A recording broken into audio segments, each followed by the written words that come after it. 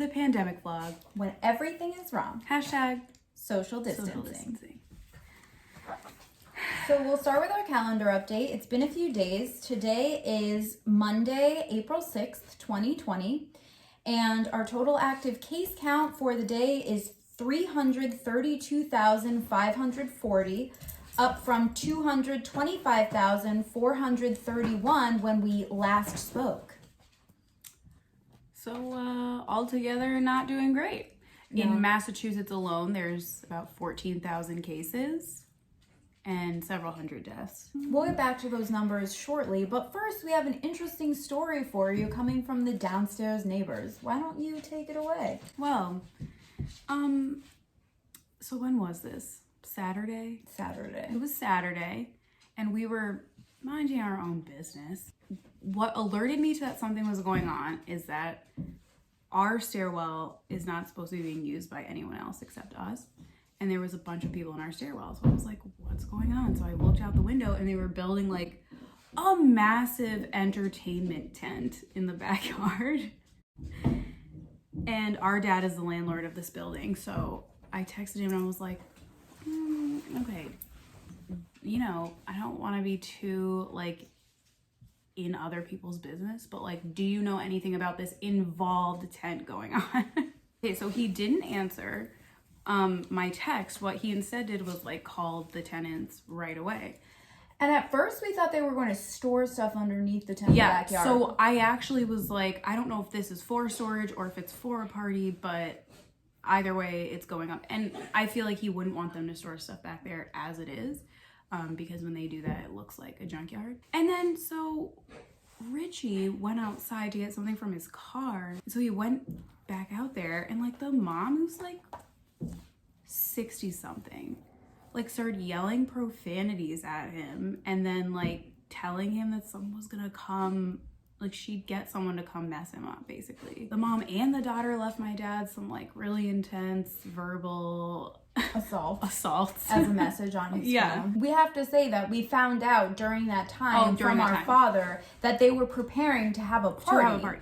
And my dad was like, I asked him, like, did they come out and say they were gonna have a party? And he was like, yeah. I asked them if they were gonna have a party, and they were like, yeah, we're having people over here. And obviously our dad was like, no, you're not. No, oh yeah, right.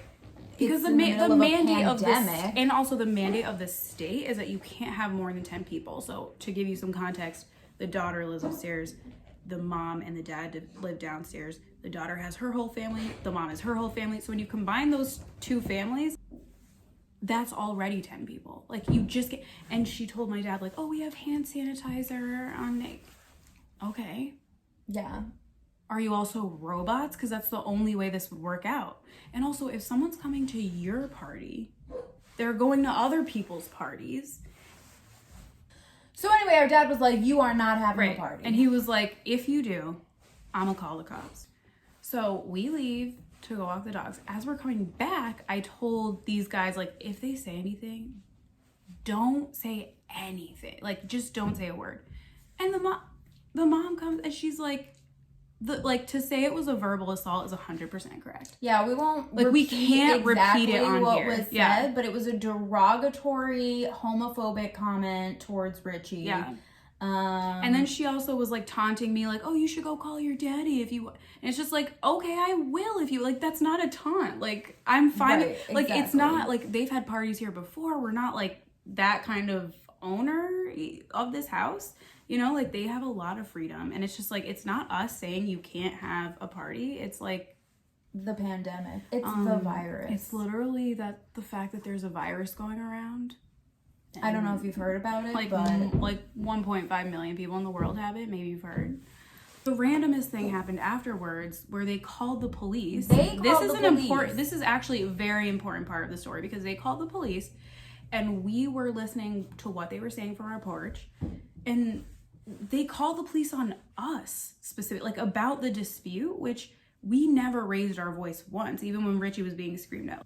The police was like, okay, but you can't have a party. Right, like, of course. The police were like, you can't do that, so why are you calling us to try to get us to let your landlord right. And he was like, okay, you have a party. It doesn't make any sense. It makes no sense. And then so Richie and I ran out to talk to the cop because I was like, if there's going to be a police report of any kind, I don't want it to be initiated by them and then not backed up by anything we're saying. So we like went out there and basically the cop was like, oh, laws aren't really made for this time. Like, I don't know how to,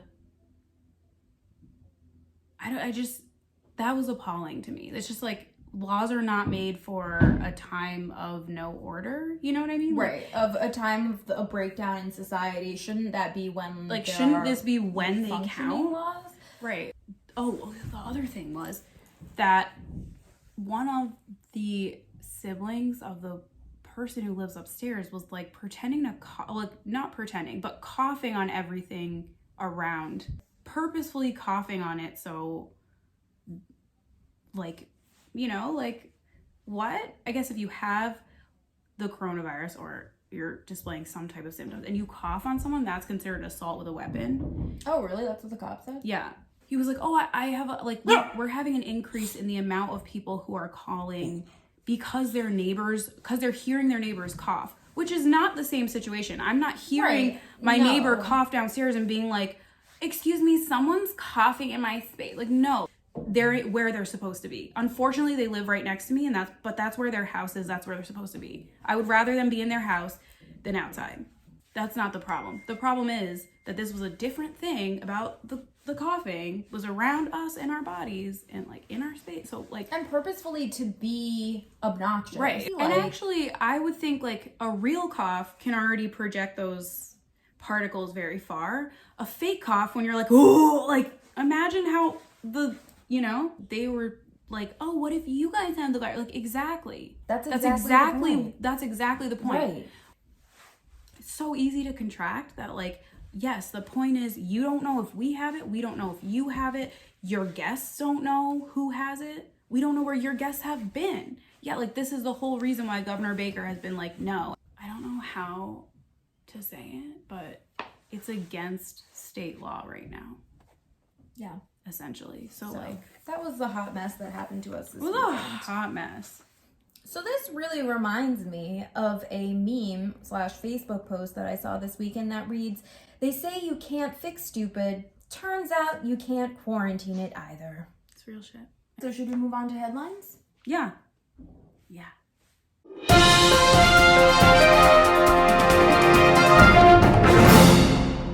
Okay, so today is a short headline day for me. I only have two. And the first is that U.S. coronavirus deaths have officially exceeded 10,000. Johns Hopkins University reports 10,335 fatalities as of today. But this definitely undercounts the number of fatalities because it only includes cases where the person who died was confirmed by a coronavirus test to have had coronavirus. So, people who have been dying in earlier stages of the pandemic who were not tested but had pneumonia or other coronavirus symptoms or cardiac arrest who have already died are not being counted because they didn't get a test. And my second headline is that Bloomberg reports a leveling off of cases in France. So that's some good news. And if you recall, France actually had a pretty strict, actually a very strict lockdown. And they've had 3,912 new confirmed cases today, which is fewer than reported in 5 of the past 7 days. Their death toll currently stands at 8,911. Which brings me to my second thing, which is like this. So this is a map of like the travel in the United States. Again, this is from the New York Times, but this is the map. So here's the key down there. So it says this is like no travel, and then all the way in the red is normal travel. So obviously here in the East, we have no travel. Good for us. Let's get that, around nationwide. Anyways, look how many people are still normal traveling. Like, sorry, what? Governors and lawmakers are waiting until there's intense evidence of community spread. I heard or read an interesting quote or tweet or something that I can't remember exactly what it was now, that was saying having Quarantine orders in part of the country, but not other parts of the country, is like having a peeing section in a swimming pool. Right, like, And yeah, that's pretty apt. that's 100%. That's the most accurate thing I've ever heard. Okay, and then here's another thing about New York City. First, today on the New York Times, I read that there were some officials in New York City who had suggested to Governor Cuomo that perhaps there needs to be mass graves in some of the cities, like one or more of the city's public parks. Oh. And Governor Cuomo was not obviously into that. It would be a temporary mass grave, so I imagine temporary would mean when this is all over, they're moving the bodies, either, cremating them or getting them to the morgue, or I don't know what. That's really upsetting, and it really shows the scale of things. And so my next headline is from MSNBC. It says, NYC coronavirus first responders sleeping in cars for fear of infecting their loved ones. So I just wanted to give you yet another idea of how pervasive this is and what people are doing. Like, this is a really intense thing to be like a first responder seeing all of this and being busy, and then also not being able to go home to your house. Right, like, that's, I mean, and see your family, and like, also, this is something that I found, like, it's on Facebook, but it's a Twitter post. It's from a dude whose Twitter handle is Aaron_the_Thomas. But it says, I don't feel safe wearing a handkerchief or something else that isn't clearly a protective mask covering my face to the store because I'm a black man living in this world. I want to stay alive, but I also want to stay alive. And this is something I did not consider when they were like kind of debating about whether you should have a face mask or some other facial covering. And they were saying like wear bandanas or wear something. And it's just like, I did not even think of the racial ramifications of tying a bandana around your face and like something that's not clearly a mask even around your face. Like, here's another one. Boris Johnson has contracted the coronavirus. He's the Prime Minister of Britain. And he is not doing great. So this says, over the course of this afternoon, this Monday afternoon, we're filming this, the condition of the Prime Minister has worsened, and on the advice of his medical team, he has been moved to the intensive care unit at the hospital. So this is really bad. Like, I wish him a speedy recovery, because a world leader this prominent, like, potentially dying from this would be really, really, I feel like that'd be really wild for the people of the world, not just even Britain. He's only 55. He's not that old. And he said he also and has a child. And our mom said he also has his girlfriend is also pregnant, which is that's really sad. So there was a quote that Boris Johnson he was continuing to shake people's hands, while the coronavirus outbreak was like really doing well. And he was like, I've been shaking people's hands and I will continue to shake people's hands. And it's like, you don't have to pretend. No one has to pretend that no one has to be a martyr. Like, if you're going to be like, listen, I'm not shaking hands because I'm a world leader and that really puts me at risk. Like, please do that. Like, please.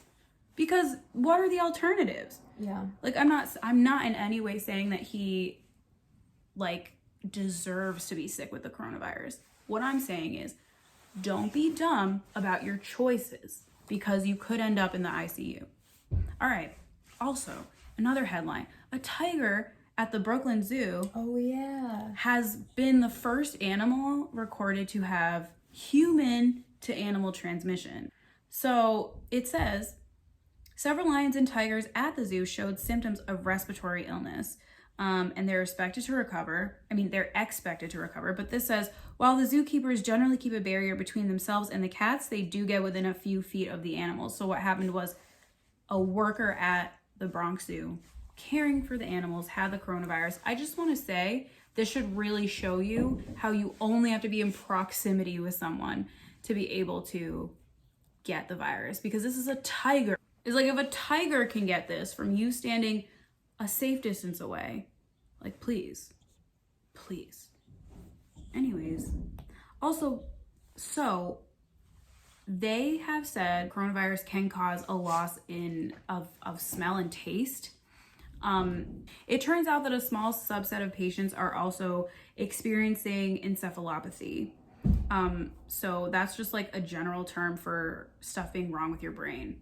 So they're finding things like seizures, like confusion, like just forgetting, like this one woman forgot everything except her name, like, and then they looked in, like they did a CT scan or, you know, an MRI or something, and they found that her brain was swollen and like enlarged, and which means that in some rare cases the virus can infect a patient's brain. That's what they were saying. They were saying this may indicate the virus can invade the brain directly in rare circumstances. So her brain and that inflammation was consistent with viral inflammation specifically. I also read a similar article today that a not insignificant number of coronavirus patients are dying of cardiac arrest. That suggested the same thing, that the coronavirus is actually able to infect the heart muscle, and that's part of the reason that it's causing death by cardiac arrest. It all, you know, as you really get into everything about this disease, it really comes around to, like, you cannot guarantee anything, and social isolation is the main thing. Mm-hmm. So, given that I had like 0 headlines today, it was because I spent most of my time trying to find funny and cute memes. So we'll go through my funny and cute memes now. The first one is a adorable picture of a child sitting, looking lost and confused, with the caption, "Good morning, ... now what?" Like, no, seriously. Which is pretty much how I feel every like morning. All right, so my next meme is very similar. It's an adorable, what looks like a chihuahua sitting in a blanket with a blanket over its head. Honestly, this one's used for so much. I love it. It's so versatile. And the caption says, "Netflix, are you still there? Me, I don't know anymore." Honestly, like, Netflix, you don't need to ask. Like, yeah, I mean, you don't need to ask. Also, if I want it on for just like stuff in the back, noise in the background, just let me do it. Yeah, exactly. My next one is how I was sort of feeling about my life. It's a person building a very luxurious, detailed sandcastle, and the sandcastle has the description, "All the work I've put into being an adult, my career, and having a real life on my own," and then a ginormous wave labeled COVID-19, which is obviously going to demolish all the work that this person has put into being an adult, its career, and having a life of its own. So no, literally. That's kind of how I felt, because I felt like I was finally starting to get everything together, to know what was going on in my life, to be like ready to take some next steps, and then COVID comes and forget it. No, you're not making any progress right now. No, literally. And then that the next sandcastle was my graduation. Oh yeah, yeah, definitely. The next one just reminds me of the love that I have for New York City. It is a sign, an electronic sign in a New York subway station that has a flow chart that describes whether you should be riding the subway or not. And basically, if you are not an essential worker, it says, "Why are you even reading this? Go home." No, literally. I thought that was very clever. And whoever designed that while they were working from home, thumbs up. Yeah, while they were virtually working from home, because that is a digital marketer for sure. Yes. And then I have one, which is a lot of people have been dressing up in dinosaur costumes. T-Rexes. In T-Rex costumes. I've seen like so many different pictures of people like shopping in T-Rex costumes, people walking down the street. But I thought this one was cute because it's someone standing on a corner in a T-Rex costume that says, "Extinction sucks, #stay home." No, literally. Extinction does suck. So let's stay home. And those are all my memes for the day. So now that we're out of social media corner, we're going to go into a flashback file as our last part of this vlog. All right. So for today's flashback files, we're going back to when Lucy was a tiny infant dog. Because today is her birthday. Yeah. She's 2 years old today. Too. She don't want anything to do with us. She does not want to be here. She doesn't want to be here at all. But that's okay, because we've got a bunch of photos and some cute videos that you can take a look at since she pieced out. Yeah, so enjoy.